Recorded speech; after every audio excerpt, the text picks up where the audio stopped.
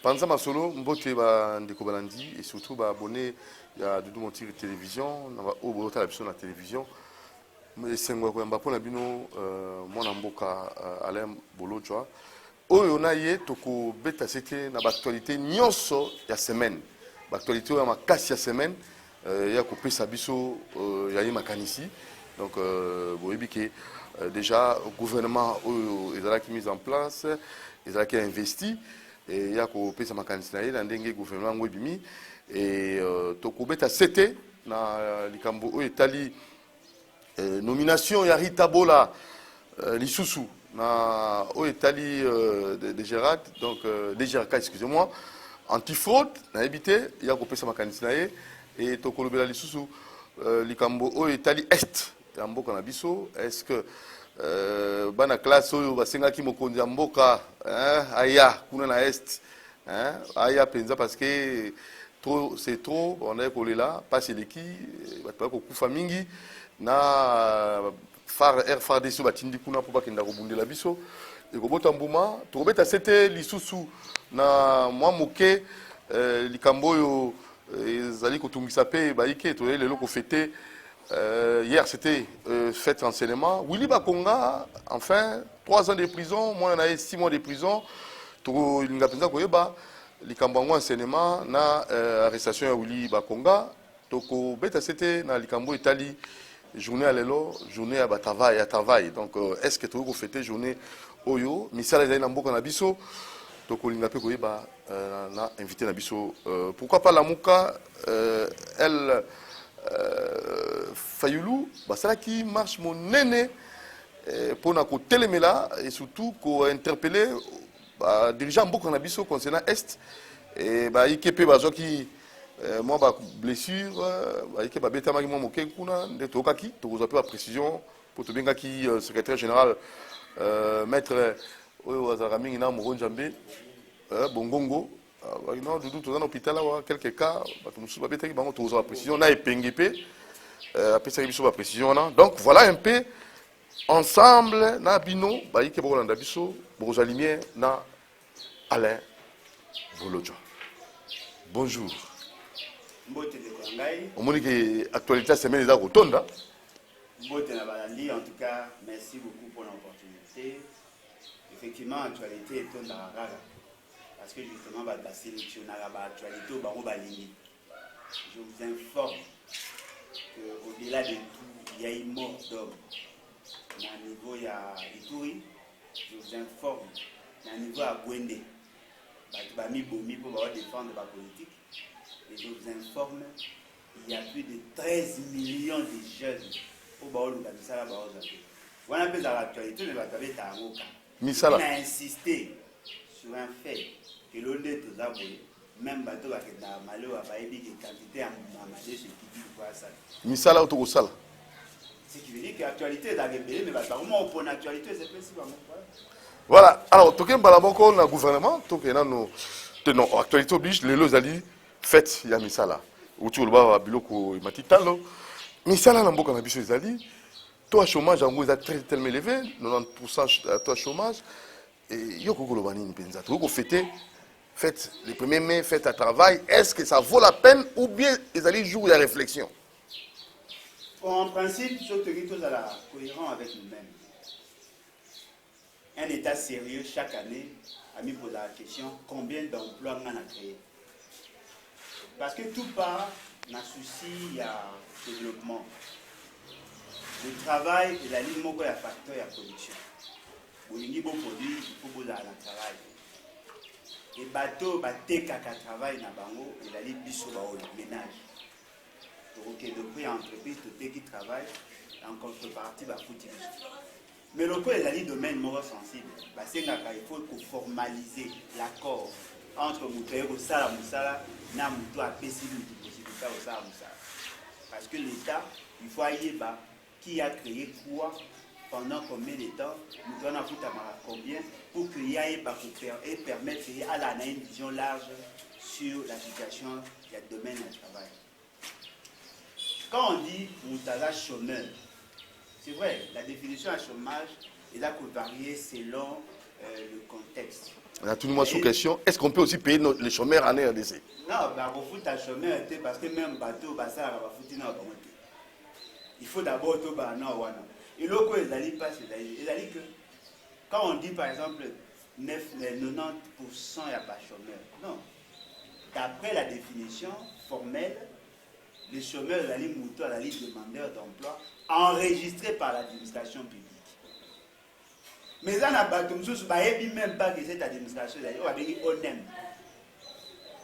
Office national et emploi. Il faut avoir la carte, il y a chômeur pour que va qualifier au chômeur. Biso, tu as un bateau, un chômage de manière non formelle, mais ils sont en activité.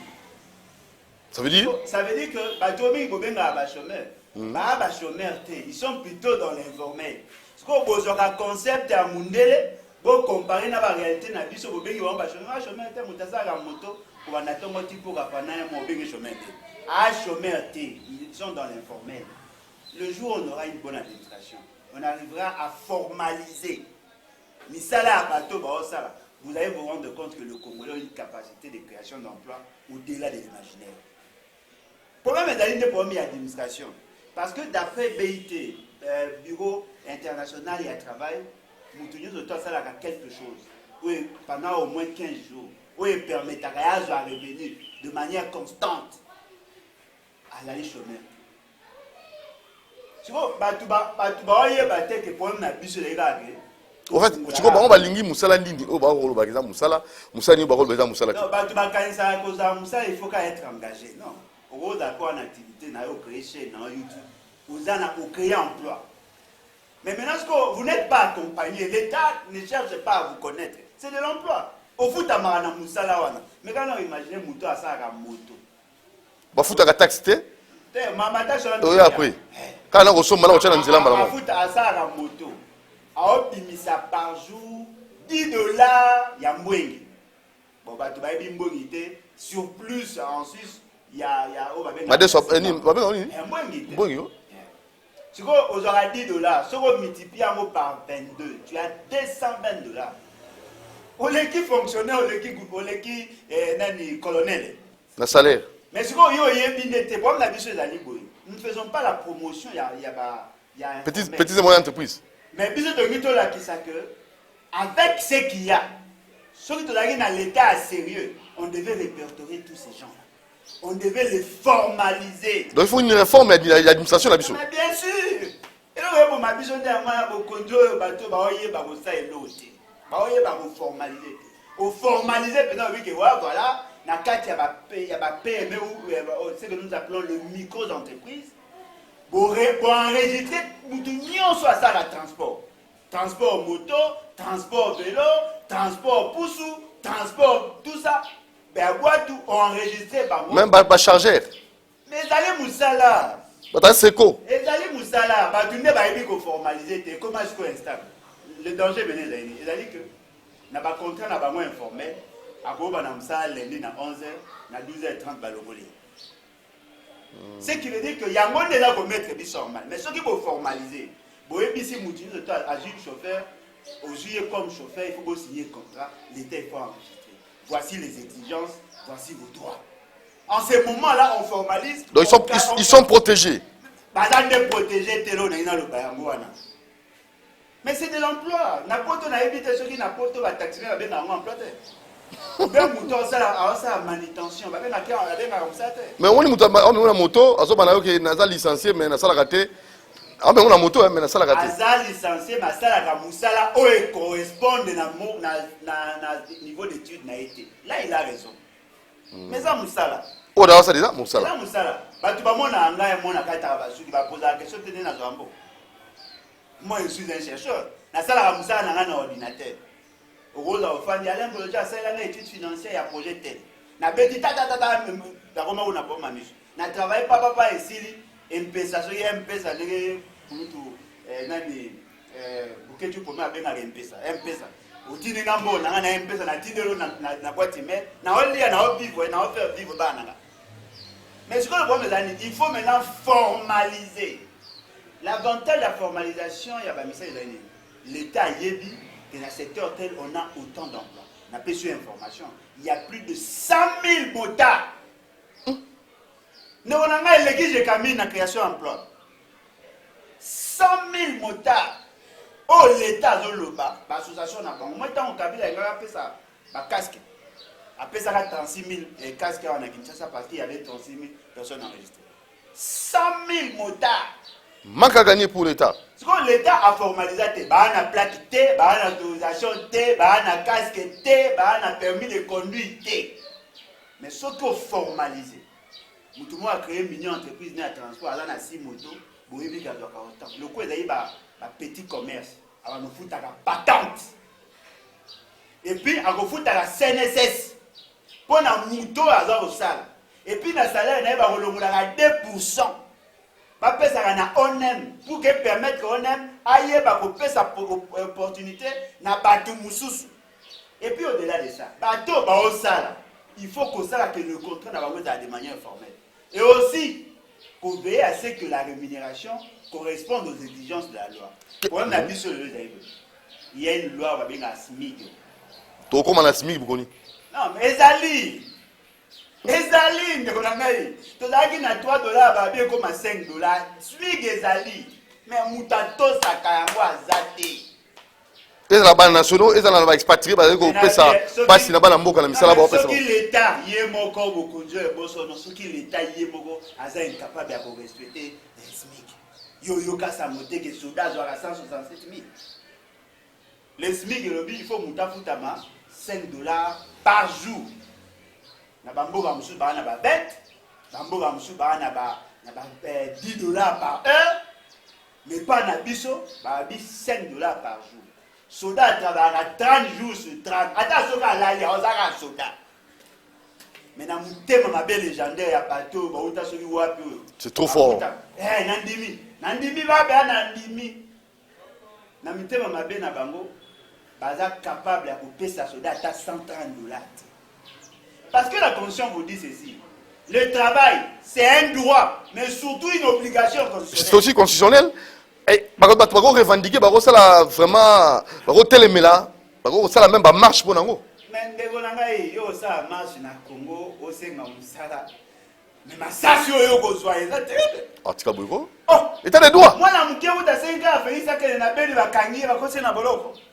Comment que bato kutu bamelaka koza majo non prime na biso ebimite ça na biso ebimite monde ba traiter ba le quoi ba ennemi ya république awe otino même ba char de combat bakanga. C'est dit à quoi? Non mais inconscience muteba mabe kindoki. Alors comment réformer, comment restructurer? Ga ça bato le moko, il faut avoir un état sérieux pour que tout le monde soit sécurisé. N'a insister le quoi là comme la conclusion. Il faut un travail avec une rémunération décente. Et Peki Sami Kofuta Mutuna en deçà à $130. Ou un domestique. Il y a un travail. Au Longolais, non, on dit, Bamchou, tu vas commis, yo là au sein, là, tu vas commencer à la toilette, dans la cantine. Au PC, maman, à la toilette, nous boit que la cantine, la toilette. Asukolaka, asukolaka bilamba, et comme le cola peau, comme matériel, le cola moutou, non. Dans le cas il y a droit à travail, il faut protéger la personne qui travaille, il faut protéger la personne qui a fait travailler l'autre. Mais dans le Congo, il va respecter la rien. À Kofuta yo, Moukolia Lingi, ceux qui mèrent, ils allaient à Kofuta yo, tant que le ministère du travail pour revendiquer, au Congo, on a solution. Surtout ceux qui allaient là-bas, les Libanais. Alors, expatrié, on a dit, est-ce que solution est non, mais solution avec un état sérieux. Est-ce que vous savez qu'il y a l'inspection à travail? Inspection à travail. Moussa n'a pas la lutte de veiller à ce que la loi sur le travail. Eh bien, il y a une entreprise, ça la gagne. Ça la gagne, papa, tu veux enquêter, tout ça. Ah, tout le monde mouton dans la casquette, ah, tout ça, ah, kanyaka. Ah, il y a kanyaka. On a un comportement à roulage. Nous avons un inspecteur à finance.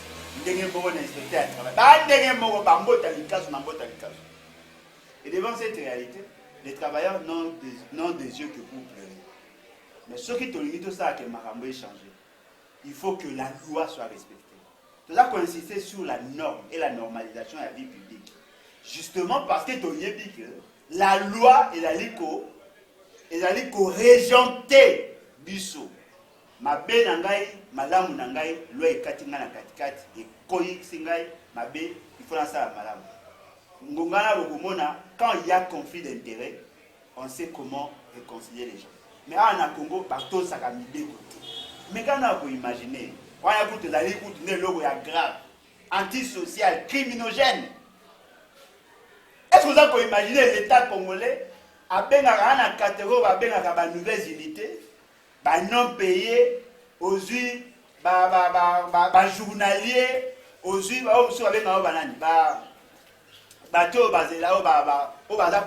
régulariser la situation avant. Stagiaire, non, stage est normal. On a fait des temporaire. Oh là, encore. Allez, on va sur la thématique. Moussala na Congo. Moutasali journalier 10 ans. Et là, vous allez surprenant. Journalier 10 ans. 10 ans, 15 ans. Alors, c'est là-bas régulariser la situation. Mais il y a côté Amabé à Bouzo Banabamouzaï. L'homme, de manière générale, travaille 30 à 35 ans.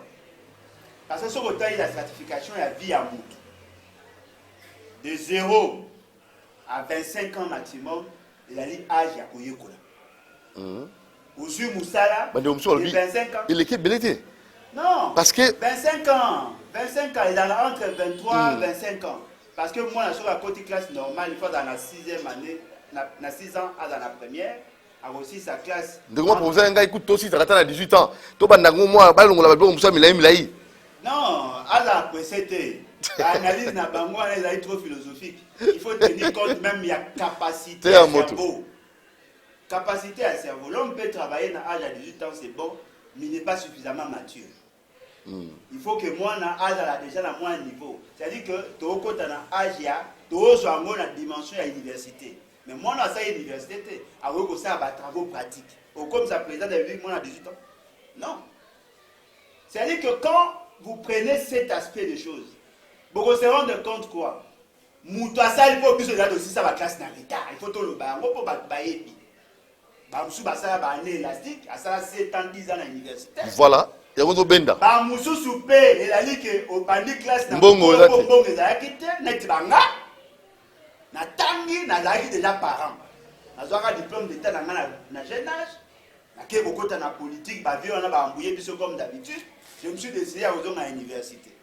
Na commune à graduat pression à vie na vie tika ko comme ça pour aller sa moi si na baba bisinga ou les âge na les cas âge les cas qui déjà 30 ans moi aux âges de bon na pression na ici licence na zo comme ça ba bisinga non ba longoli na 30 ans ba komi siko na 35 na comme kuna bono e botamaki na mois d'octobre déjà to comme na mois de novembre on les 35 ans en bon.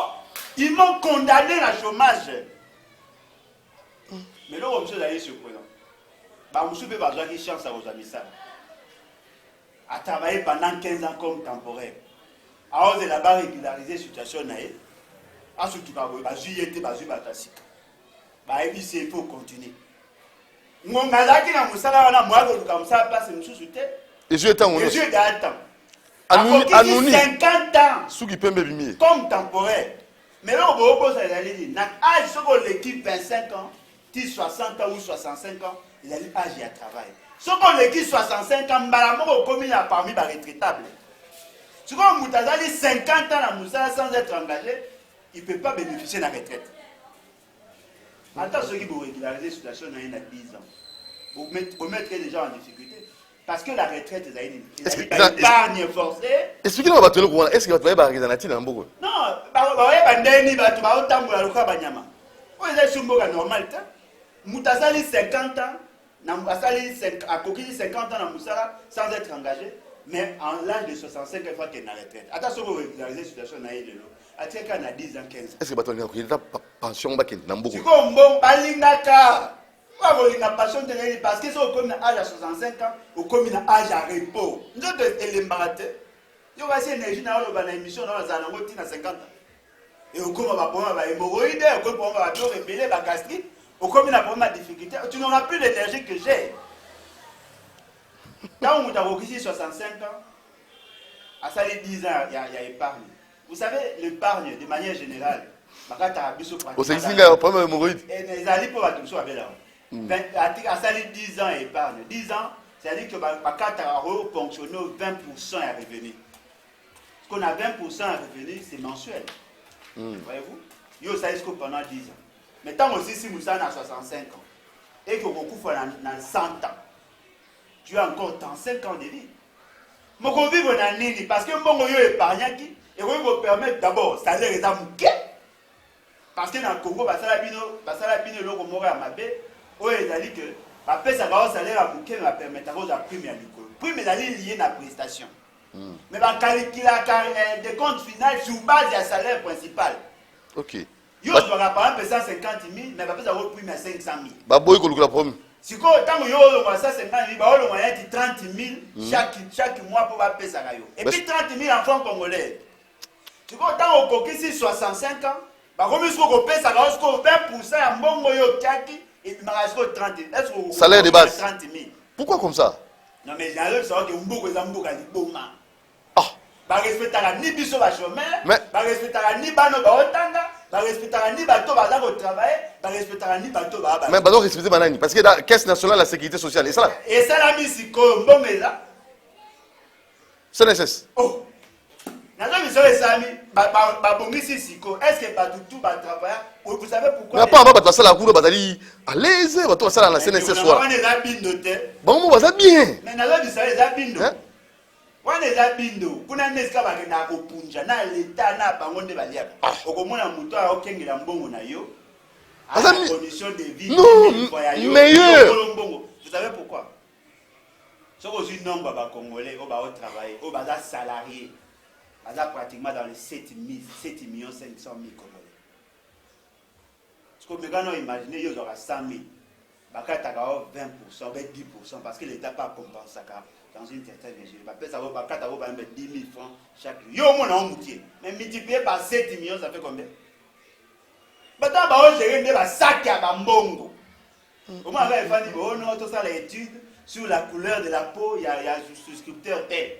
Allez, jetons la présence. 250 $, 250. Mbongo, il y a d'autres jetons la présence pour qu'un ça sur ton argent. Et l'équipe salaire, il y a 5 ans. Alors, que faire maintenant? Non, mais il faut fêter le travail dans la RDC. Ou bien il faut maudire cette journée? Non, et là, Sony, va fêter journée à travail à chômeur. Mais on est dans un pays sérieux, on combat le sous-emploi.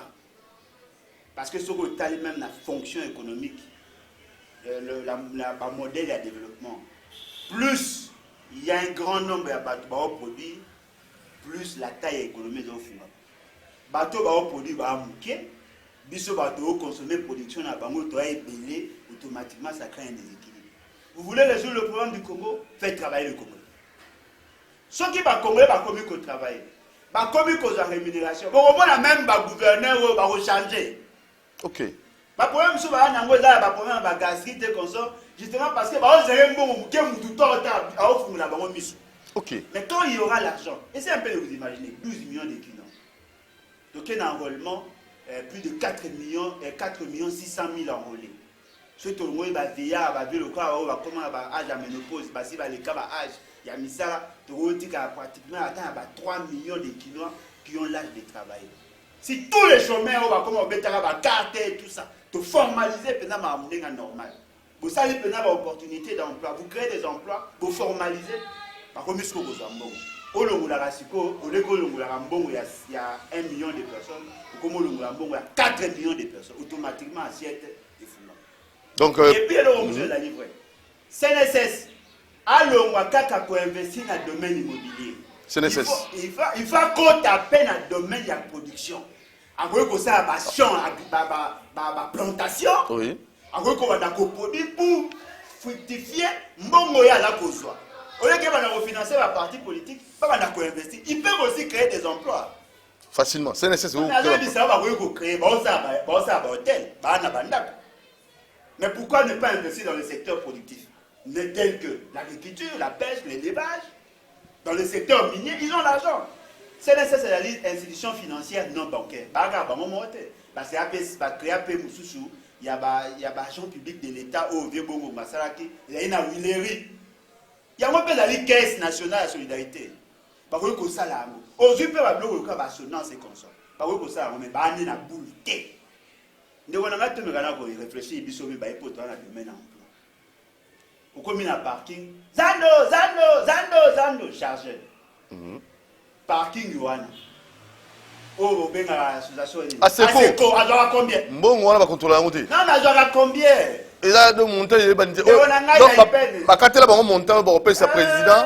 La caisse, tu as mais oh, tu es l'icolo, il y a mon chargé. Mais on a un bon one, na sala mo enquête qui bandaka. Pour nga na mo na peine na idi ba réalité peine.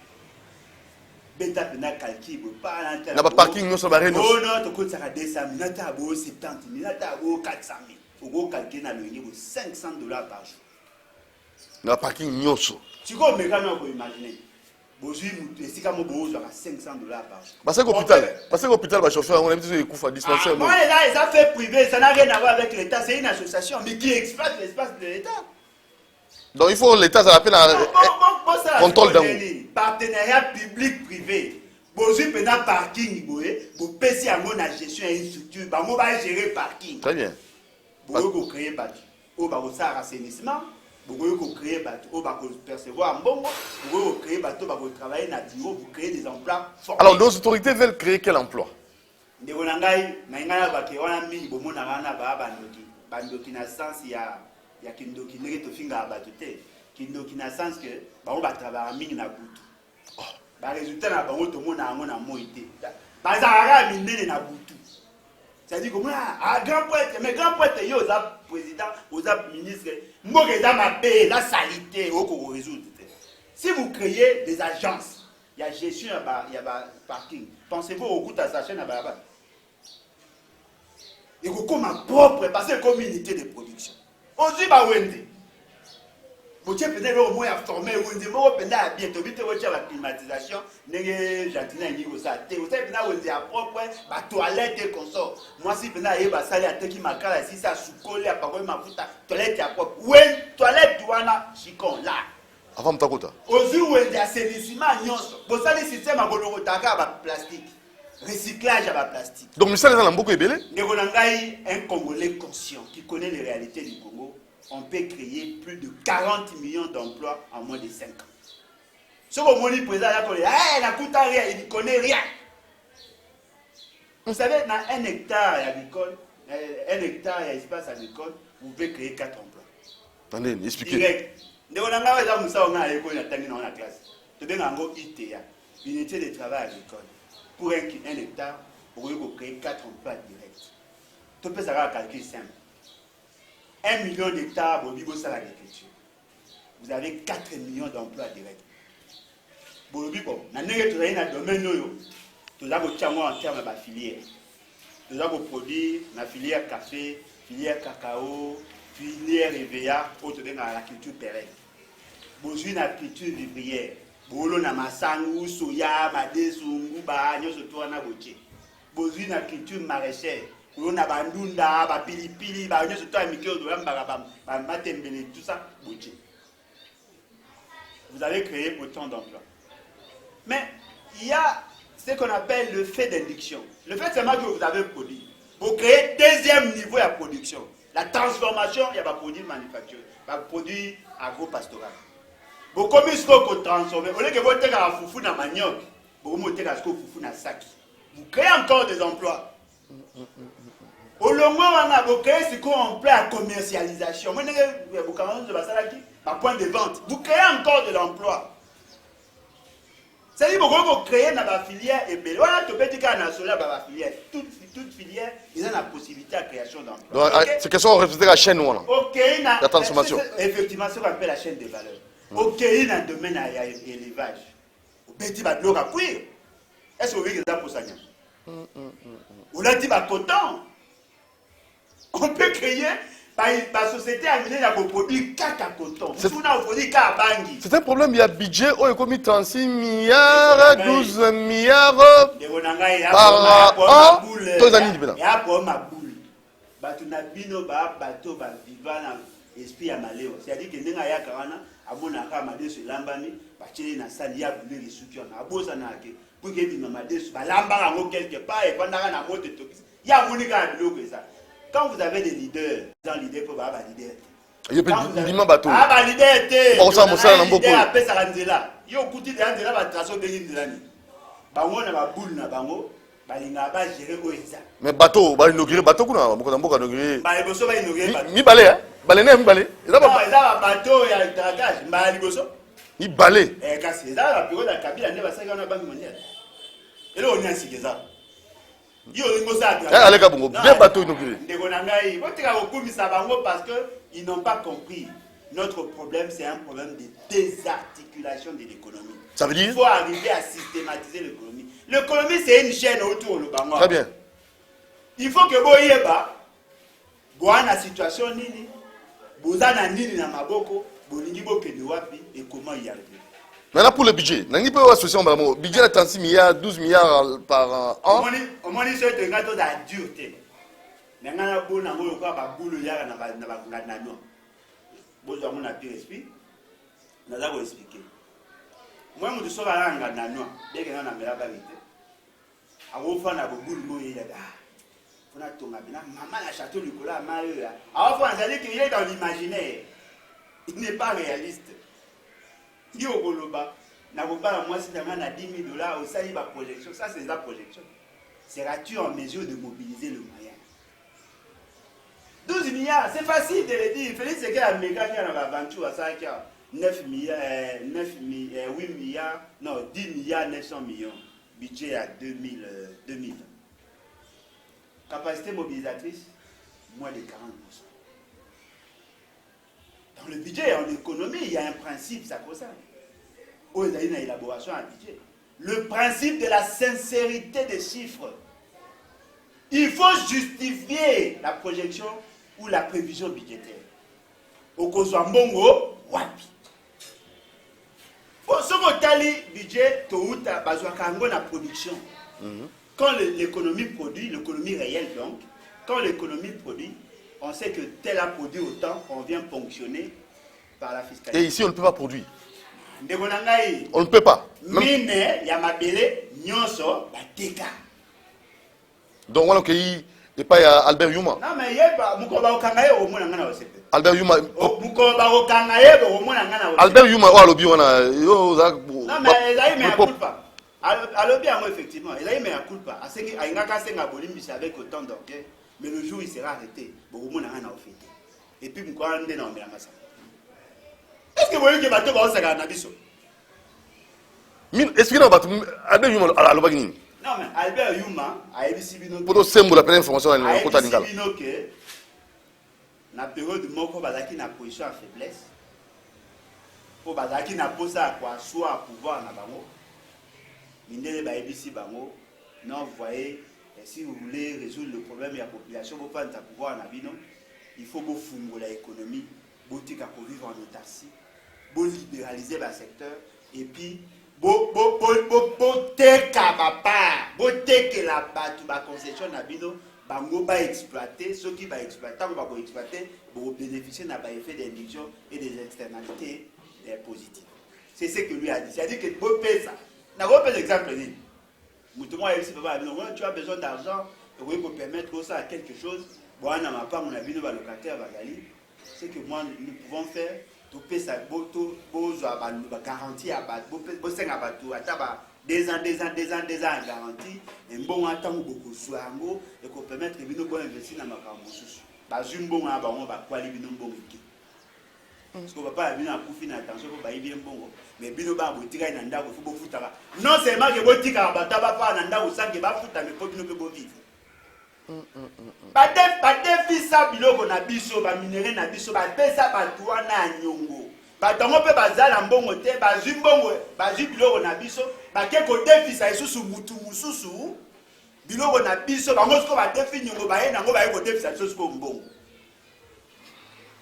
Bozui ba richesse na bino vous avez certifié bo pesi bango droit d'exploitation mutu aye ko droit d'exploitation n'a pas l'argent. Azimbongo a ke ko pesa ngo en gage na banque.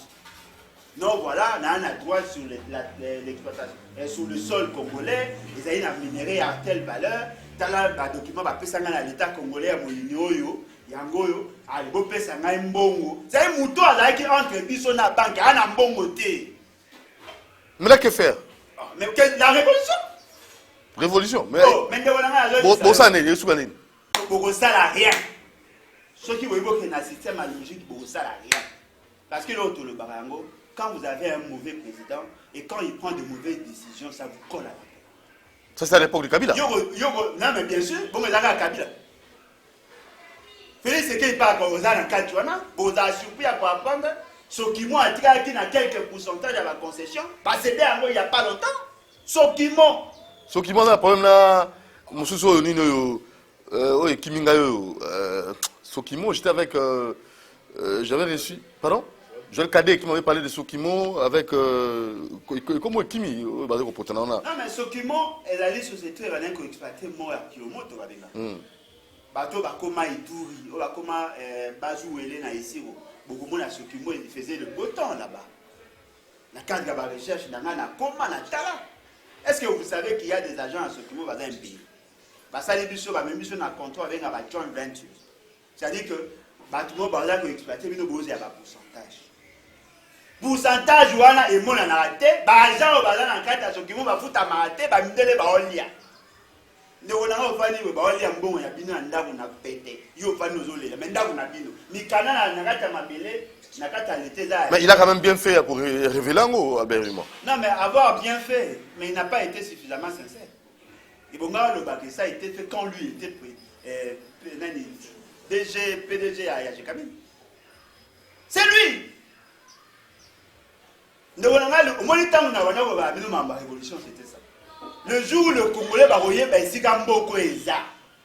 Et si quand on va aventure, on va faire la vie sur les alliés. On va regretter. Quand il y a un camion à la frontière, et les gens vont miner, ils vont miner, ils vont attendre la vie. Coltan, cuivre. Mais il y a aussi l'uranium dans la matière. Et tant qu'on a ensemble de la matière, maintenant il y a 46%, mais il n'y a pas de compte à côté. Il y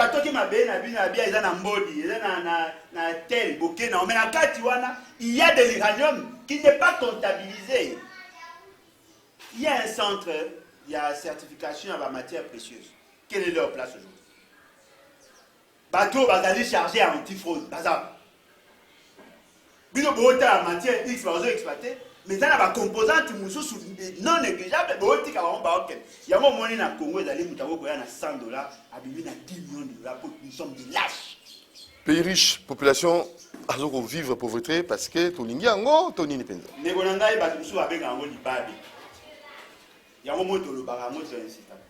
il faut avoir des gens qui ont une grande vision. Alors le budget pour vous va revoir à la baisse? D'abord, c'est un budget pluriannuel. Justement pour séduire les faibles d'esprit. Pour que non, va critiquer va présenter un programme sans chronogramme, sans budget. Il y a un salir semblant, va copier, coller, va parmi. Et là, programme, il y a Kizobazoba, va s'aglisser, va Java, va Super Wax, va tisser à Saki, va s'aglisser à Tommy. C'est pas comme ça. Sur base de quoi ils font la projection linéaire, il y a 12 millions de $, 12 milliards de $. Bozan a budget à 6 milliards 800 millions. Oh, Bozan a incapable de mobiliser 4 milliards. Voilà. Parce qu'on va mobiliser 12 milliards. Passons à un autre sujet, parce que c'est le ticket, donc il y a monsieur aussi là. Il y a un ram, avant de côté là, il y a un enseignement. Ram, oh, yo penza. N'habité, monsieur, il faut organiser marche, tout ça. Trop c'est trop. Ramango bako sa musala ndenge le belaki bato to bayeka rapport ko population ko nuka sous population. De onangai na epeso na Congo za menoka mingi na poto eza na ba cop mo ba benga ba chifler. Mutuma bo fa na ba falsifier chèque abimisi chiko ambonga munipasa muningali. O bo mona ya mwa bajana onde kombe o miracle. Oh, Shekula. Oh. Bah, Shekula, bah, est-ce que vous avez imaginé tout ça? Ah, mais comme Shekula. Non, mais beaucoup de monde après. RAM, registre, il y a un téléphone mobile. Nga na ke wenzi. Na komi pena na ville, ba tchak na ba maison ba koma vente ya ba téléphone. L'État opesi ba autorisation d'exploitation. Ba sombi ba téléphone à Libanda po abasaka même pas ki kalakasa. Nyoso uta Libanda. Et l'équipe pena na frontière. Ba komi pena na OCC ba sali checking et checking batali bien ba checker amo bien ba bi téléphone en effet kota ils ont respecté normes. Parce qu'au niveau du marché international, il y a ce qu'on appelle la norme ISO. Il y a les normes qui va certifier la qualité, la quantité de la produit. C'est une norme universellement reconnue. Aucune frontière au monde entier va faire liste de la norme ISO. Si vous avez une caméra au monde a commis ISO quelque part, ok, il y a une on a su que les lambda tout, il faut qu'elle soit certifiée. On a commis dans un magasin, on a soumis téléphone. Moudouan n'a pas foutu un pot. 2 ans après le Sanga, non, vous voyez, votre téléphone est allé contrefaçon. Il faut foutre $7 pour que tous assurent que allez, monsieur, attends, yomo. Au tiki ngana so ma téléphone. Na salé la mope pendant des années. Au épicinga que non, et allez, pirate, il faut pas qu'à yombo, on peut pas vérifier sur les solo. Ceux qui vont vérifier les solo, vous c'est un bon. Ceux qui vont vérifier que les solo, t'es comme un solo pour $7. Parce que le téléphone est bien cher, $1.17 bakata rabino. Aki kalakasa na biso, biso 0.17 bakata rabiso. Mais yo gas quoi avant? Vous achetez les unités, il y a $2, il y a $1. Au lieu d'activer rabino, moi activer, il faut d'abord RAM à Jambo. Est-ce que nous sommes consentants? Est-ce que nous avons validé cette vision? Est-ce qu'il y a une loi créant ces taxes? Parce qu'il n'y a pas de taxes sans loi. Ça, ce sont des principes de gouvernance potable. Et là, on ne peut pas instituer une taxe en dehors de la loi ou en dehors, il y a dit pour les provinces. Par arrêté, un simple arrêté, la ministre, on nous impose à nous de payer une taxe. Et vous savez le principe de la taxe? La contrepartie. On vous dit non, voilà, et d'aller garantir, ceux qui vont y au téléphone, bah, qu'on retracer à mot, bon Dieu. Ils ont des moyens. Il a son téléphone, il a $12. Bokatinga $7 et comme net na $19. Moutaïbinga ke na mona ici ou alongoli sim nanga sa yelo ya. Après vous localiser ka na ici. Après bokangi le téléphone, mais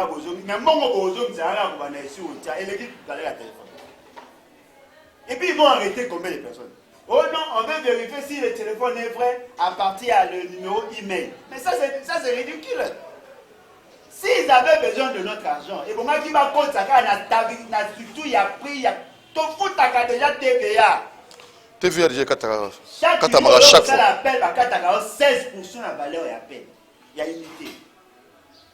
Tout fout déjà TVA. Bon, bah, qui c'est ce score RAM? Et puis, on va surprenant. Quand vous avez créé cette structure-là, le Parlement n'était pas informé. Quel est le compte? Oh, bino bo fungoli ou bien mbongo ane kotaka na compte ya trésor, te kotaka na compte na bino. Si au Parlement pour contrôler ndeni, ndekonanga, il y a plus de 30 millions ya ba abonnés na ba réseau téléphonique. 30 millions. Net ngana na 4 numéros. Bakata ngambongo na 4 numéros. Soki yoza na moko, ba okata na moko. Mais ce que l'on a dit surprenant, j'ai 2 téléphones. Si mi balé mais pourquoi est comme bongo? Mais na bisa ya na bisa ko la shekula. On ne peut pas taxer un téléphone, on ne peut pas avoir double taxation. Bah monsieur téléphone si vous êtes incapable téléphone à mango batcha ba unité. On a si numéro ba katinga $3.4 déjà. Na si mususu ba commune déjà ce qui na ba 3 sur combien? Na si mususu qui ba liboso. Tiali ba okata o chat pour unité ba kati. Et puis on se a besoin d'urgence pour biso to apato to okunda. Tu vas guérir, tu vas vivre dans le coup. Tu vas faire un 2000 fois, tu vas faire un bakati. Tu vas faire au moins après, tu vas faire moyen de gâter parce que RAM. Mais là, on a un monument. Je peux accepter pour instaurer une taxe à condition de respecter la loi et passer par le Parlement à condition, vous pouvez savoir ce compte, est-ce que vous avez allogé, vous pouvez savoir ce clé de répartition à Mongwana, vous avez fait ça pour quelle finalité? Parce que l'argent qui entre n'est pas l'argent du ministre. Hein? Voilà. Alors, c'est ça. Donc, rapidement, dans mon enseignement, fait à Selemedaki hier, on a fait tango, mais avant tout kota, on a déjà, on a 3 ans, on a 6 mois, on a évité. Enseignement, il faut fêter tout ça la réforme. Le jour où tu as un état sérieux, on peut tolérer toute forme d'affaires. Journée de la femme, journée à l'enseignant, journée à pêche, ça c'est le mimétisme. Vous n'avez pas encore atteint le niveau à Osara. Et d'aller là, au boulet, vous dites qu'est-ce que nous pouvons faire. C'est une aventure. Tu fais d'apprendre. Non, mais vous faites parce que vous avez un non sérieux. Ton courant déjà dans un monde pays industrialisé développé. Est-ce que vous avez les dirigeants qui ont la même capacité à perception et à situation? Mais un pays riche comme nous là, avec non, le pays n'est pas riche. Potentialité. Le pays n'est pas riche, ce sont les dirigeants qui sont riches. Le pays n'est pas riche. Le pays est riche, il y a une incapacité à vous même ma boule de banzère. Vous motivez à courant face. Pour attendre un câble d'été. Donc écoute musique à thé. Na ba hôpital na bino ba seringue comment mutu poisson ba seringue. Au commune na carte hôpital, il faut sommer infirmier ou infirmière gant pour Kassimba yo, il faut sommer seringue yo moko. Attention on sommer en kiloscope, il faut sommer yo. Vous allez qu'on peut pas te toucher parce que l'hôpital n'a rien. Moi ça ko pola de bona ngai ba fa na ba omona normal. Mais si vous avez une température et Jojaka température il y a bamboka autant na biso na aiguille ça na 0 et obligé total température en boka aiguille ça na 0 et aiguille à RDC et ça na 0 et obligé té ce que juste Congo mais ça ma casse Congo tient on a balance 0 Libanais ay mabo pamba soki na mbongo chinois ay mabo pamba na mbongo voilà ce qui veut dire quoi on a paupérisé la population pour s'enrichir de manière insolente. Ce n'est pas l'État qui a l'argent. Ce sont les individus qui gèrent l'État qui ont l'argent. M. Félix Tshisekedi vous touche pour un mois, salaire il y a 10 ans à président. Ah, tu as vérifié ça? Vous avez vérifié? Cadre il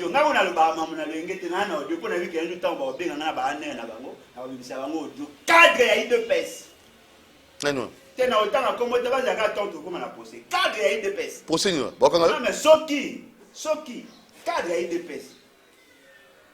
Et puis bon, on va voir la bino que Kabila a 680 000 $ le mois. Alors que le salaire est ancien président qui réclame un pourcentage par rapport au salaire de base du président en fonction. Moi je n'ai pas peur de dire ça. Mais on a aujourd'hui, un nombre d'enseignants. Tant que ça qui va aventurer dans la gratuité, enseignement, réforme, parce que qui kulutu et mais au cours d'il y a que le ça la évaluation, il y a coût, il y a gratuité enseignement. Abimisi nombre d'enseignants au Italie officiellement reconnu 600 000 enseignants. Ce qui est surprenant, sur 600 000 enseignants, plus de 340 000 enseignants non répertoriés dans le budget. Là, pour marger dans le budget, ils sont impayés. Namboura Bourou, ça fait qu'il y a enseignants. Enseignants, ouais. Et puis, voilà, la gratuité enseignement et permettre que Bino standardiser le salaire. Faux! Comment ça?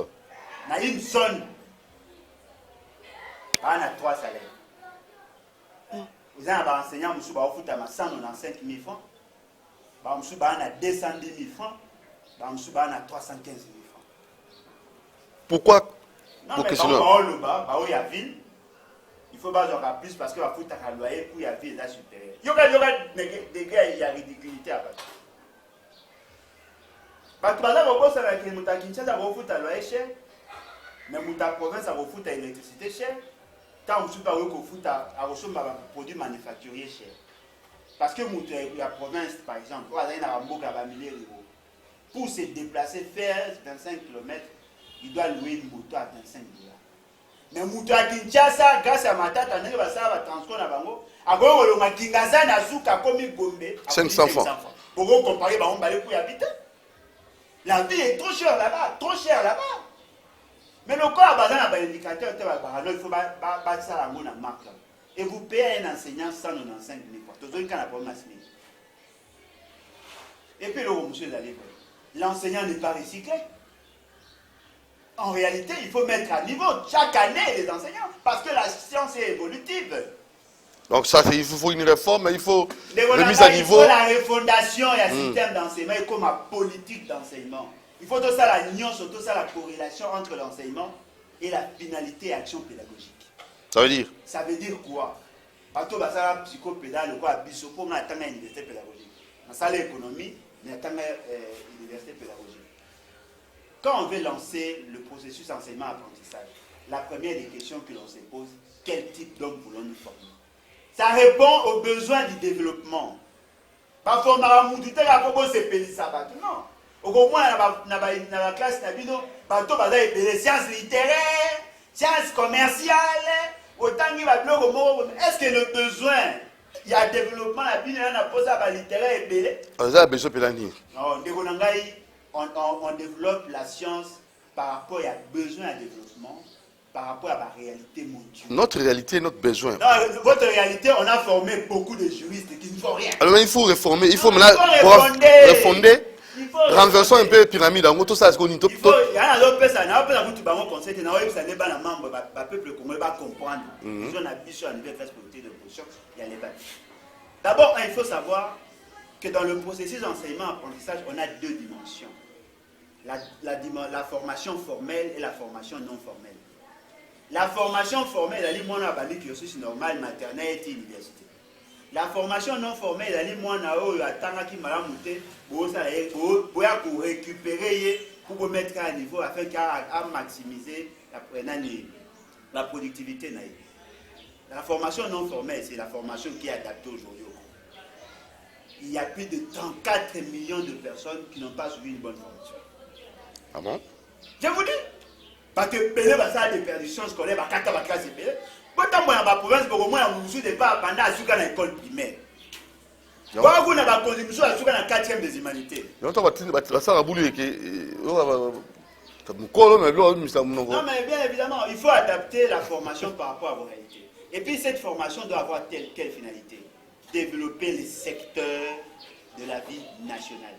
Quelle est la vision de l'État? Quelle est la vocation de l'État? Premièrement, l'État congolais a vocation agricole. Il faut former les gens dans le secteur agro-pastoral. Il faut que ça ait l'effort. Médecin vétérinaire, zootechnicien, agronome, cultiver, transformer les produits en agriculture, commercialiser, la publicité, il y a des produits pour ça. Ça, c'est déjà quelque chose. Pour qu'il y ait une formation à mine, vous formez par rapport à mine, par rapport à la transformation, il y a des produits. Pour ça sur place. Oui, il ne faut pas imaginer, il ne faut pas rêver. Oui, aucune nouvelle technologie, justement pour rendre visible. Parce qu'il y a aussi une forte productivité. Vous avez une vocation, il y a tourisme. Formez les gens en tourisme. Vous allez dans la formation, il y a des maçons, des cantonniers, et tout ça pour la commercialisation de produits. Parce que dans la chaîne, il y a valeur, ou sinon dans la systématisation de l'économie, on part de la production jusqu'à la consommation en passant par la distribution. Comment ils vont entretenir, comment ils vont réguler la route. La société s'organise autour de l'idéal. Très bien. S'il vous plaît, sans déboucher. Donc il faut orientation. Donc, il 2000 personnes dans la salle. Donc il faut orienter. Il n'y a pas d'orientation. L'orientation scolaire n'existe pas. L'État n'a pas mis les incitatifs pour attirer les gens dans le secteur où il y a dans le ça. Il n'y a aucune politique. Parce que quand nous sommes au pouvoir, c'est que nous allons faire. Toutes les filières, on va dire ce que vous foutez à $100, vous foutez à $50, et à la fin, il y a des études. Vous pouvez demande la place. TFC, la mémoire des gens, cas de l'agroalimentaire. Vous amenez un projet bancable. Il faut accompagner les gens par rapport à la filière pour que aussi sa classe, il sera utile demain dans tel secteur. vous faites une projection sur le besoin à l'État. Ça, c'est trop fort, ça. Dans ma ici, classe, à défendre, représentant un ministre à budget, représentant un ministre à finance, représentant un secteur et l'université. Il défend un projet. Moi, étudiant à deuxième licence ou troisième graduat, dans ce projet, pour par exemple, la route sur base de plastique, dans la transformation, pour l'organisation, on a besoin de 5 personnes. J'ai besoin d'autant de finances. Je vais créer autant d'emplois. Ça, c'est pratique, c'est pragmatique. Mais là, vous résolvez beaucoup de problèmes. Éducation, non, mais développement. Développement. Il faut former Moutou. J'ai ainsi l'honneur. Ok. Bon, je vois. Tu vas si vous voulez qu'on ait fani on a ça va. Ils allaient que ça déjà. Bosembo kimi ekoti. Bosembo awapi batalokuta. Oh. Dekolanga. Omoni nazaki parmi bato babundaki pour que le système d'enseignement lokuta o monsieur pays c'est que atekela bino lokwa aspirine na bimisa mona poisse. Na kena bimisi la vidéo de comme ici là totale.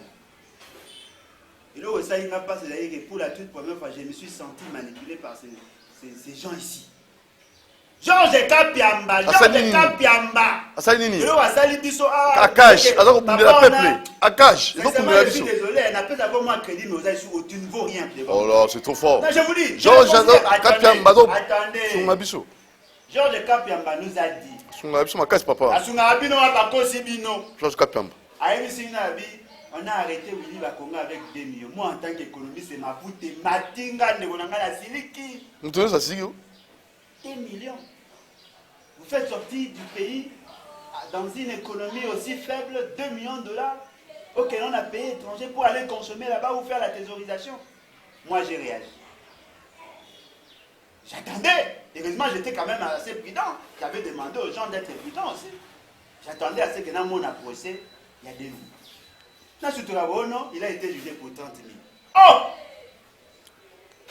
Mon époux, il a bitché, il a 2 millions Kapiamba. Mbongo ya uliba Congo comme na RDC etika na Brazza. Ezala kité Congo Brazza ba abi ke bakangi na 3 000 dollars, c'est 30 000 et 30 600 dollars. 30 600 dollars. Congo Brazza vivo. Mais ba wonde ba lobi bakangi ba sambisi ya condamné à 3. Oh, ça reste à vérifier. Oh, jugement ezali. 30 000. Il est en prison. Ayebi mbongo wana. Attendez, bakangi yena. Ekiti bondeni. Non. Basa ba chaki nde levu, ba kosi biso. Pourquoi ba yebi ke to sepela te ko mona Congolais moka bi ba na mbongo atwa. Ba yebi sizo kaza na 2 millions, to bia na mbongo ayibaka o ba yibaka 36 milliards de francs, probablement que pas oya gens qui ya ngaki manamo. Nzoka mona ba to azaki na mbongo na ye ya normal. Oh, wazo zoko landa moki amoka zaliko se plaindre. Non, na moki ate ba onto ba taboko ya chana na oya inyo sake. Na na moki ate. Moi je fais mes amis. Te moka zo ba ndenge. Et dalinga te na na posa oyeba mamba moki ate. Je le respecte en tant que Dieu. On nous a dit ici qu'on l'a arrêté avec 2 millions. Et nous avons tenté de le crucifier parce que de Eba Galen a 2 millions. Bon, tous les 2 millions.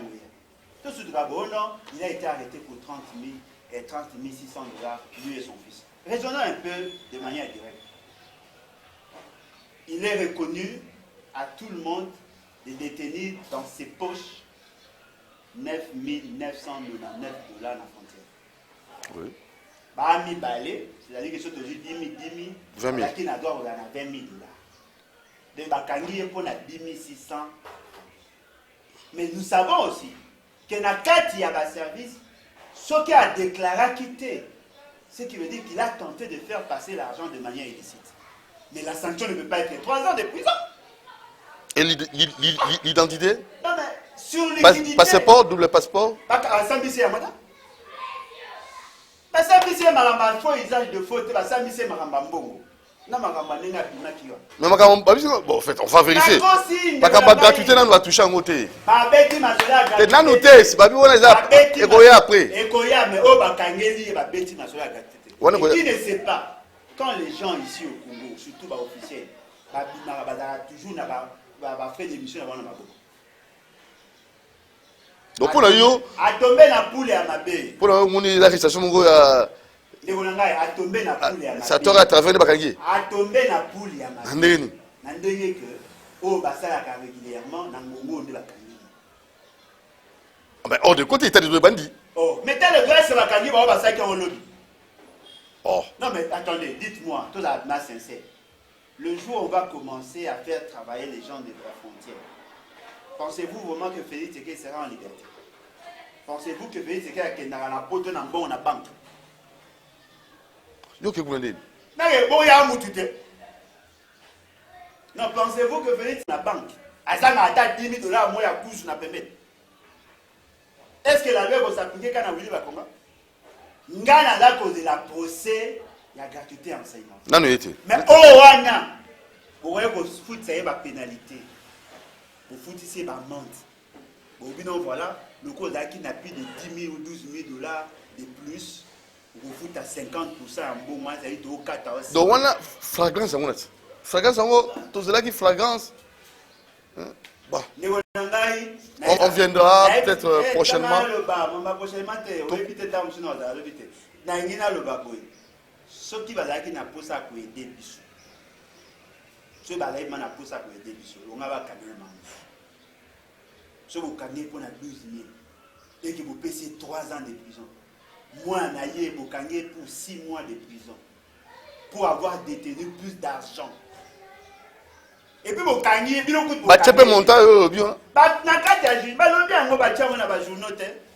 et puis vous allez passer d'ailleurs. Vous pouvez vous gagner. Vous gagnez dans le pays voisin. Parce qu'il y a des mains dans la frontière. Vous qui pas vous tenez dans le pays voisin. Et vous avez livré mon bâton, na abîme, kakaboui, pour 12 000 $ de dépassement. C'est vrai qu'il a péché. Est-ce que la sanction est proportionnelle n'a fait? Voilà, à suivre. Tout le cas, ridicule. Avocat, ça paye non. Rita Bola, DGRK, nomination. Ah, Mboga va phénomène. Sincèrement, je dois dire que n'a bien. N'a bien ni couleur, il y a pour son ni forme, na mona été, na yoga eka na scandale. Azaka na nini? Na comment Mboga na Maindomi. Il semblerait qu'il y a travaillé kuna na DGR ni na bango kuna province. Ayaki a pas travaillé. Et Toyoka qui va débat du genre mes gestions et tout ça, va PC le lot chargé, il y a contrôle. C'est-à-dire que la commission Mouta au Canada. Anti-faute. Et à mon appel, si vous n'avez pas, ils ont un peu mis un mouton à Iba, ceux qui vont PC au Canada, à la facilité à Canada. Mais ceux qui y a Ibaté, là, vous avez pour la compétence. Compétence. Mais, pas si n'a pas les alliés, n'a mouton à nommer. Na yé mouton à nommer. Na attend la confiance dans moi à Tamouké. Parce que les pays qui sérieux, Gentini Gobila devait être complice. Voilà. Boboya nyon soan. Boza ko quitter gestion na ya nanite Maindombete. Ba fait au baza ko reprocher été. Bo commissaire gouverneur na ndengo bino bo commissaire. Bo ta appel gestion na niveau ya katité. Makamyo to za osama bo ki pété. Bo no a nommé ba tu bino bo yibito beta maso. Est-ce que vous savez que ce monsieur que vous appelez gouverneur avait abrogé les dispositions d'une ordonnance, les dispositions de la loi portant libre administration des provinces, la loi portant délimitation, organisation et fonctionnement à l'entité territoriale décentralisée et les provinces dans son article 126. En nommant le bourgmestre, qui a commis la disposition à Souka, à arrêté à article à Souka, sont abrogées toutes les dispositions antérieures. C'est-à-dire qu'il a abrogé les dispositions de l'ordonnance nommant le bourgmestre. Tant qu'on a insisté sur le respect à la norme sécurise tout le monde. Il y aura un jour, il va prendre un acte contre ceux qui prétendent être au pouvoir. Et ce jour-là, Moutou a commis là, tu vas rappeler à l'ordre. Évitez de laisser les gens poser des actes en violation à la norme. Voilà. Alors, la Mouka Adolphe Mouzitou, Oazo Cornoné, na elle Fayoulou, Moussaki Marche, Est, Naoki, je crois qu'il est né. Bamsouazoki, Bamsouzou. Est-ce que vous avez autorisation au Salango? Bon, la loi est bêta ma autorisation, c'est encore moins la constitution. Nous avons le malheur d'avoir Félix Tshisekedi à la tête du pays. Encore. Et ça malheur. Comment ça? Mais le gouvernement, pour tout c'est le gouvernement. C'est pour résoudre maintenant les problèmes. Il y a union sacrée. Pour résoudre le problème. Blocage à FCC.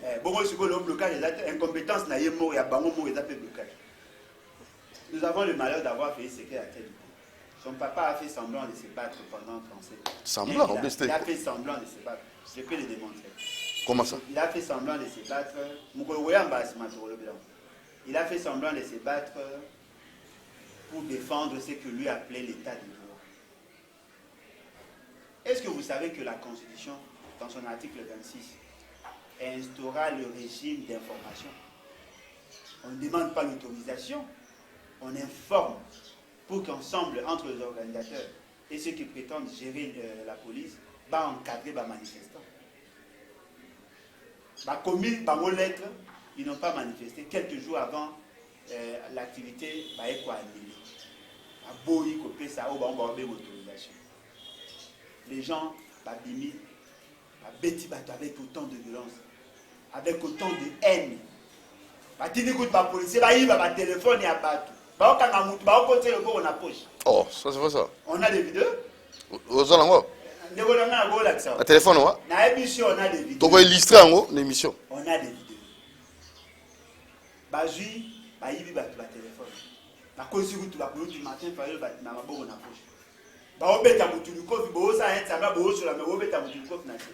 On a vu autant de violence. Parce que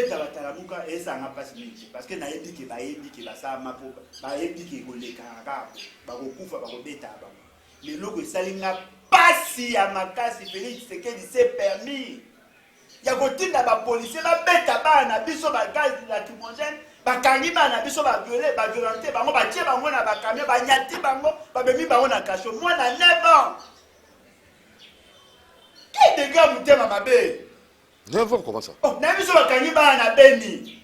Ba tie bango na ba camion ba violenter ba kosi ba na cachot ndeko na ngai. Wana OK na beni. Et là une manifestation. Ah oui, au bangi donc. Non, mais attendez. Bana classe ba ozela mokonza mboka na est ndinga loba. Yo moko yo ebisi bana. O ebisi batu, ça que batu na. Bana ba manipuler. Ba muto ada manipuler, ai muto a ebisa ki bango qui na koya ko s'installer. Tout est parti de là. Sur la salle promesse, est-ce qu'on va saigner à inventer où? Parce que ba ebi pe na kati na bango te banani baza ba rebelle, donc il faut toujours faire attention. En fait, ça aussi, on doit se le dire. Non. Il faut arrêter ça. Vous pensez que ces enfants-là sont des rebelles? Pas tous ces enfants, j'ai dit. Non, mais attendez. Ville la sécurité. Bango ba eko ordre, on faut y trier. Non, attendez. Quand Moutaya a failli dans ma bélé, il occasionne quoi en termes de fonctionnement à l'État? Afandi na mabélé. Ah, c'est mon konamboka. Non, mais afandi na mabélé. Si les aïeux qui ont la manifestation, on peut dire non, acte de vandalisme, il faut qu'il y ait représailles. Mais, oyo, répression. Oyo, Moutaya a failli dans ma bélé. Comme il y a bien gros grève de faim. Il a failli dans ma bélé. Il a fallu au-delà de 8 jours. Il a fait l'eau. Papa, vous savez qui promesse, réaliser promesse. Parce que Félix Tshisekedi a bomamouti. Parce que mbongo te babikaka olobaki na biso ke koya kofanda wa tozela yoya okuta biso na mabe. Est-ce que ça crée? Et puis attention qui vous a ramité au mabe bana baba na biso. Violence wana eza ko correspond à bana na te. Ils avaient des manchettes, des blocs dans beaucoup. Bayaki na biki na papier. Batu baye ba passe ya bana te. Moi, j'ai perdu un enfant à 11 ans. Ça depuis 2012. Il passe à Banate. Moi, je n'ai pas. Si je suis kilote. Vous continuez à faire camion, vous me mettez le quoi en goulou, vous pouvez cailler dans le cachot. Moi, je n'ai pas. Le tribunal pour les enfants ou comment? Je sais pas. Le tribunal pour les enfants, pour quel fait? Est-ce qu'ils ont violé la loi? Pas violer la loi T, pas violer le côté. Donc ça, non, s'il vous plaît. On doit Et là, quand ils passent les années, devant cette réalité, il y a des inconscients qui vont soutenir Félix Tshisekedi. Et puis, lui, il n'a même pas honte. Il est dit, devant témoin, ma maître des pensées, non, et ces enfants-là sont manipulés. Ah bon? Mais s'ils ont été manipulés, ils ont été manipulés par vous. Pourquoi avoir demandé à une population meurtrie que yo kuya kufanda kuna? Est-ce que on va s'engager qui a kufanda kuna? Vous faites des promesses, attends banda on a bisonné tous ça. Alors la solution c'est... Au promettre tika, au promettre moi. Ça que moi tu n'as, au revoir papa, au revoir, je vais t'amener les chocolats. Voilà, c'est à campagne, c'est à na campagne na mini sommet, na campagne na mini sommet. Lokuta le lobo du ba na biso. N'habite pas pour il faut la ligne sécuriser si ça la inquiété find ça pardon tika taza ka ndenga za so continue de wana obimise sur ridicule attendez vous nous dites ici batini faire des non batini ouais ça tout ridicule raison de plus que nous fana wana so la na mbonga billet de rosa ile koza so ba yela yo tout le monde habillé. Est-ce que vous pouvez vous imaginer un président de la République vous dit non à vous faire d'abord il faut savoir, Béni, il a mis Balé. Béni territoire, où il a englobé na ville, Nankati, na Béni ville. Tu vas pouvoir amener na Béni territoire. Mais Nankati à Béni ville, il y a une certaine quiétude. Tu vas aussi na Béni territoire, il n'y a pas de Béni ville. Ok. Monsieur Félix Tshisekedi, à Kenana Goma. Char de combat, hélicoptère, rangers, sniper, mire. Yozo banga, bon moi na doit banga te. Yo to na char de combat, on a plus de 25 000 personnes qui vont sécuriser. Mon boy bana bandinga pas revendiqué. Essayez un peu de vous imaginer. Si c'était chez Félix Tshisekedi, dans sa famille, qu'est-ce qu'il allait dire? Voilà, alors on va... Mawa. On va revenir, hein, c'est un dossier vraiment à suivre. Et maintenant, la solution, nous voulons que Est comme la Kimia. Il faut faire ça le plus tôt possible pour les autres. Ça a bien été. Voilà, alors, tout ce qui ici, Dodo Balou, André Dodo Balou, ça lui font des soutiens pour les journalistes intègres. Remarquez, le mot que les journalistes intègres, c'est quoi intègre? Tant que kota kaka okomi député okomi na mwa nini coloration là tio ozuko sur le peuple été. Alors il y a lingi bino André Dodo Balou bino ba Alain Bolochwa ba sous pe ba za intègre boza la penza na service à peuple et ba c'est la bino forme ko ba soutenir na bino boza la tenter na makamusuti. Quand dites-vous na idée wana? Bon, sur la salle ba journaliste c'est quoi mais là le jour où je deviendrai journaliste je peux en profiter. C'est yo idée na journaliste au monde ndeni. Pour la politique. Bon, moi personnellement, je ne le connais pas. Mais cette idée-là, pour que nous ayons des vrais journalistes. Moi personnellement, je ne le connais pas. Mais je peux quand même prendre les risques et les soutenir. Parce que l'idée, bah, il arrêter. Le roi, mais c'est que la idée, il y a un ici, au moins, trouver des mabouks à distance. Attends, parce que l'idée est belle. Il y a comme vous avez idée, soit qu'il n'avait pas pêcher à jouer idée, à commis pas vraiment dit pour la jouer idée. Ensemble, tout le monde. Ah, l'idée, nous avons évolué. Oui, aussi 5 minutes. Et là, quand il a dit, il a dit que dans ces pélatés, là, tout ça, la République, il y a assisté. Moi, la mission, le rôle, il y a journaliste. Il y a un rôle moins noble, bien que nous avons obéi ça dans la dernière minute. Nous avons lobby, comment va politico, démoniaco, satanique. On s'embrouille fort. Beaucoup de gens, confrères, Nabino, dialogiste, mot terrible, degré immoralité. Je peux commencer même à citer les noms sur le limite. Bah, bah, 100 000 $. Bon, bah, on a 100 000 $. Bah, on peut savoir 500 $, 200 $, les carnavals.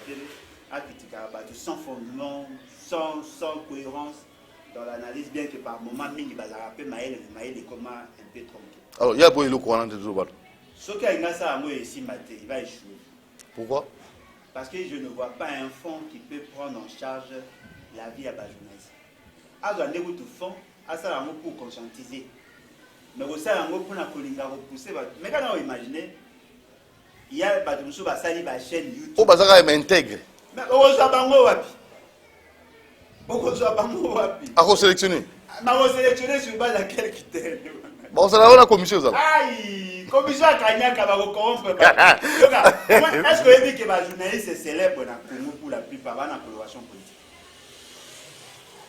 Pour la plupart, dans la coloration politique. Est-ce que vous dites que les journalistes sont non intégrés quand vous avez pour y dire? Ce que vous avez un journaliste a beaucoup de pages. On s'en moute à Kinshasa. Ah, nous disons qu'on a un caché, on a $200, on va faire ma chemise, ma cravate, est-ce que le journalisme est le quoi net dit sur enseignant? Nous sommes des sacrifiés de la République. Au Koki Kobonga, Mouyaka Pona Obongate. Ouyako ça sacrifice, on ne peut pas se dire que vous allez interview, vous allez gagner l'auto binoki. On peut poser une question sur le ligne parce que vous avez libre, mais ce qui n'a pas eu, il y a $45. On peut poser une question à l'ligne opposée. Il y a ce moment où on peut poser que, monsieur le ministre, en tout cas, nous vous félicitons. Abani Moussaka, Siko, et ça même pas des jours comme beaucoup de à ça, il est nous voulons que le journaliste à la net garde de fou. Voilà. Il y a dérive. Il y a le ligne qu'est faire pour tous les journalistes? Il faut alors, nous sommes arrivés au terme pour finir.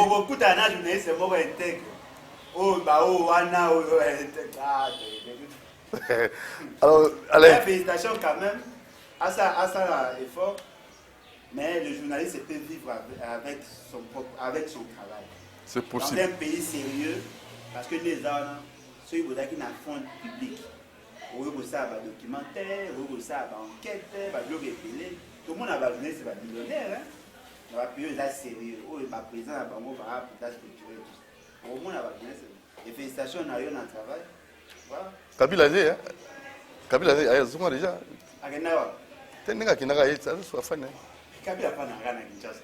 Et puis Kabila n'a pas besoin de se déplacer parce qu'il y a un clone, il y a un chat déjà. Oh. Parce que c'est un système à clonage. On est. Ah, on va avoir un délire. Vous croyez les locaux, moi, côté l'amboko. Les Gonangaï. Oh, on a là où quoi? Et là, on a le monde. Il y a quoi na promesse? Yo quoi là? Non, non, mon. Si on a qu'un awézé, ma déchet remis 3 000. A beti pena tout na malewa, on a moni bat baote ka malewa. A toki na e madesu, na omo na soupe le kepe, yo ma 13 mbuma madesu ba los. Tala soupe be lo kwa, lo go se. Bat ba ya boete. Bat ba soupe. Bat ba soupe. E bo bi ke mai opi omo te ka 150 fois 200 francs. Bon, quantité. Na tomate ba ko. Nyo se mati. Tout ça na mi quoi so wa nyonso mati na ba déchets o ba logotaka na ba restaurant net ba comment ne ba sala ba shawarma alda moi so ba sali ba shawarma ba miko etika na ba poswana ba sanisa ba noteka ona ba wona ba miko même yango pe mati ba déchets ba to ba le na ba restaurant ba tikali ba ba logo. Attendons le gouvernement à l'œuvre et on verra. Vous voulez espérer sur un gouvernement inutile? Même le gouvernement, vous ne croyez pas, c'est le gouvernement investi. Basali, comment on l'appelle, conseil des ministres. Oui, la libération de Fatih Mogo. État de siège. Ça, état de siège, on nommé les militaires dans la partie où Bambo est l'insécurité. Cette idée-là, nous l'avons donnée avant qu'il y ait ça. Mais ce fait, c'est qu'il y a un décalage il y a 10 ans. Pour comprendre ma ramboule. Mais il devait le faire avec Bato Bazo Nima Vision. C'est le gouvernement. C'est pas ça qui challenge le bon pas réfléchir car n'importe. À ça il challenge. Ce qui challenge. À ça il programme à 100 jours. Même chose. À chaque chose dont nous avons le gouvernement. Le gouvernement mon père, il y a un premier vie na pour les générations futures. Merci. Pour nous suivre ça. Le pouvoir c'est un pouvoir excessivement inutile. Yo ça n'a rien. Aux hommes maudits, aux hommes Congo qui était là. Est-ce que yo sur le Congo on a Félix? Oh, sur le Congo on a Félix. Impossible. Allez comme. Sur le Congo on a Félix. Parce que le mot est allé. Ça veut il y a un conflit d'intérêts. C'est un peu de nuancer, c'est grave ça. Il y a un conflit d'intérêts entre l'État congolais et M. Félix. L'État congolais veut les quitter. l'égalité des chances. Mais je fais ce qu'il y a même degré de tribalisme dans la gouvernance. Non, mais Sotali n'a pas le gouvernement. 25%. Bon, on en a 28, on a réduit 25%. Mais en fait, tu as besoin d'un warrior. Mais warrior, bon, warrior, grâce à Naka, Naka, c'est un warrior, Bazali. Et aussi, on va dans la vision. Bon, on va te dire, on va aller.